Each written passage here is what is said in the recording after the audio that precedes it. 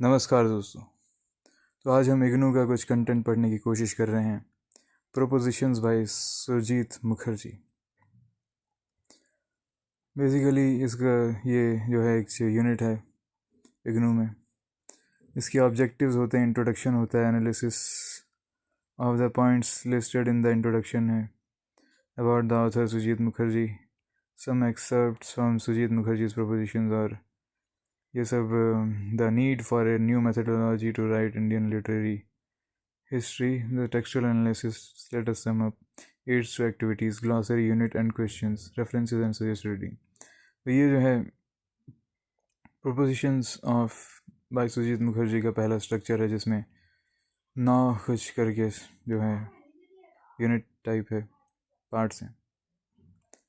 इस यूनिट का ऑब्जेक्टिव है कि हम समझें कि सुजीत मुखर्जी जो है एक नया मेथोडोलॉजी क्यों चाहते हैं, ताकि हम इंडियन लिटरेरी हिस्ट्री को लिख सकें। सुजीत मुखर्जी को क्या पड़ी है कि उन्हें नया मेथड चाहिए, और फिर हमें उसी नई मेथोडोलॉजी को समझना है, सीखना है, और फिर अकाउंट में लेना है काफ़ी ज़्यादा इंडियन लैंग्वेजेस को, भारतीय भाषाओं को, और लिटरेरी ट्रेडिशंस को, और मल्टीपल म्यूचुअल इन्फ्लुएंसेस को, इंडियन लैंग्वेजेस और इंडियन लैंग्वेजेस का एक दूसरे पे, और हमें अंडर करंट रन करना है ऑफ एक सिंगल इंडियन लिटरेरी कल्चर का among different Indian languages and literatures. तो डिफरेंट इंडियन लैंग्वेजेस और लिटरेचर्स में भी हमें एक सिंगल इंडियन लिटरेरी का जो है अंडर करंट देखना है। चीज़ें समझनी कभी कभी थोड़ी मुश्किल हो सकती हैं कि ये under current of one single Indian literary, कौन सा लिटरेरी की बात हो रही है।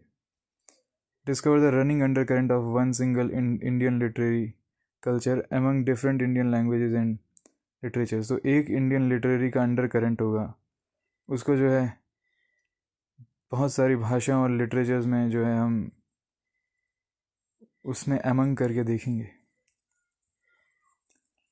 मतलब उसमें मिला करके देखेंगे।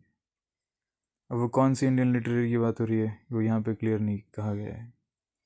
काफ़ी बार चीज़ों को छुपा के रखा जाता है एक शब्द, एक सेंटेंस में, शायद बाद में बताया जाए। इंट्रोडक्शन क्या है? बेसिकली इग्नू की बुक में वर्ड्स जो हैं वो बोल्ड में होते हैं, वो ग्लॉसरी में लास्ट में एक्सप्लेन किए जाते हैं, ऐसा होता है इग्नू में।